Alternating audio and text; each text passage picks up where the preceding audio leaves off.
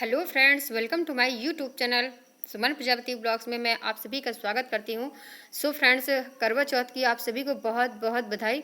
और I hope कि आप सभी ने करवा चौथ व्रत रखा होगा। और आज मेरा भी करवा चौथ का व्रत है। हर साल मैं पूरे शिद्दत से करवा चौथ का व्रत रखती हूँ।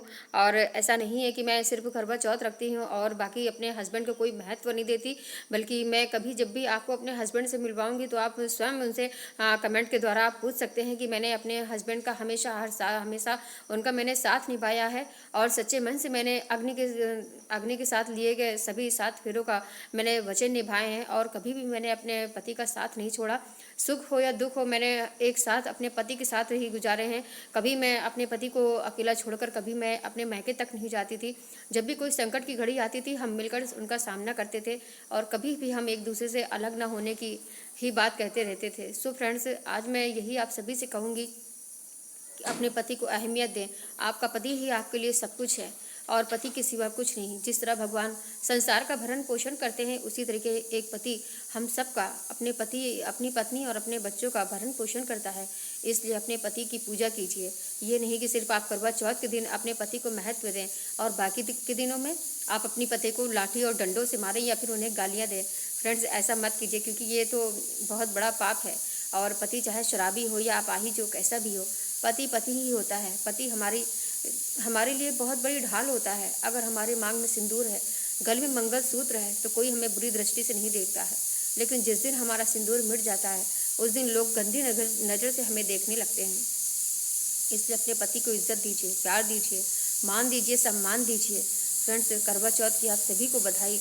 और मैं आप सभी से यही कहना चाहूँगी कि पति अगर परमेश्वर है तो आप पति भी आपको उसी रूप में देखता है, आपको भी लक्ष्मी के रूप में देखता है। तो इसलिए अपने पति की लक्ष्मी बनिए, उनके घर की लक्ष्मी बनिए, अलक्ष्मी मत बनिए आप। क्योंकि पत्नी चाहे तो घर को स्वर्ग बना दे और पत्नी चाहे तो घर को नर्क भी बना सकती है। सब कुछ पत्नी के ही हाथ में होता है। फ्रेंड्स, जब मैं अब अपने ससुराल से दूर हुई, अलग हुई, तो मैं अपने इस घर में आई और मैंने बहुत से ऐसे लम्हे गुजारे। मैंने बहुत सी ऐसी कठिनाइयों का सामना किया कि मेरे घर में कभी खाने को भी नहीं होता था। क्योंकि जब मैं यहाँ शिफ्ट हुई आकर, तो मेरे पति की नौकरी चली गई और नौकरी जाने की वजह से मेरे पति ने और मैंने बहुत दुख सहा। मेरे पास 3 बच्चे हैं।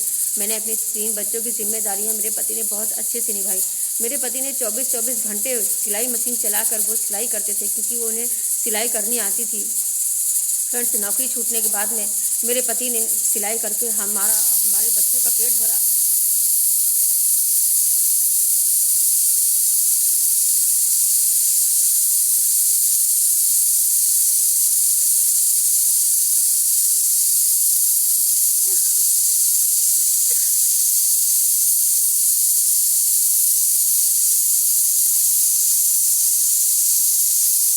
फ्रेंड्स, वो दुख के दिन मैं कभी नहीं भूल सकती, क्योंकि मेरी लाइफ का सबसे कड़वा दिन वो था जब मेरे घर में खाने को नहीं होता था।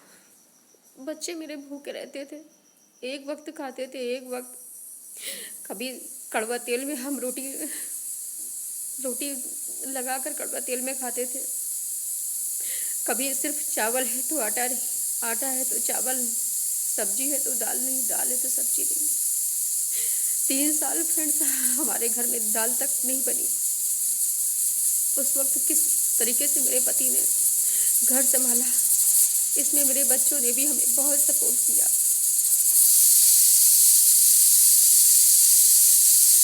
मेरे बच्चों ने भी मुझे बहुत सपोर्ट किया। कभी उन्होंने ये नहीं कहा कि मम्मी हमें ये नहीं खाना, हमें वो नहीं खाना, हम ऐसा खाना खाकर हो चुके। कभी मेरे बच्चों ने नहीं कहा। उन्होंने हमेशा हमारा साथ निभाया। मैं हमेशा अपने पति के साथ डट कर खड़ी रही, उन्हें सपोर्ट करती रही, उनका सहारा बनती रही मैं। मेरे पति ने बहुत ख्याल रखा हम लोगों का। आज इस करवा चौथ के अवसर पर मैं अपने पति की लंबी उम्र की कामना करती हूँ कि मेरे जीते जी मेरे सुहाग पर, मेरे पति पर कभी कोई बुरी दृष्टि न पड़े, कभी उन पर कोई संकट न आए। आने वाला हर संकट, हर विपत्ति मुझ पर आए पहले। तो फ्रेंड्स, ऐसी बहुत सी बातें हैं मेरे बारे में जो मैं आप सभी से शेयर करना चाहती हूँ, पर आज समय ना होने की वजह से मैंने ज़्यादा लंबी वीडियो नहीं बनाई। तो फ्रेंड्स, ओम नमः शिवाय, जय श्री महाकाल।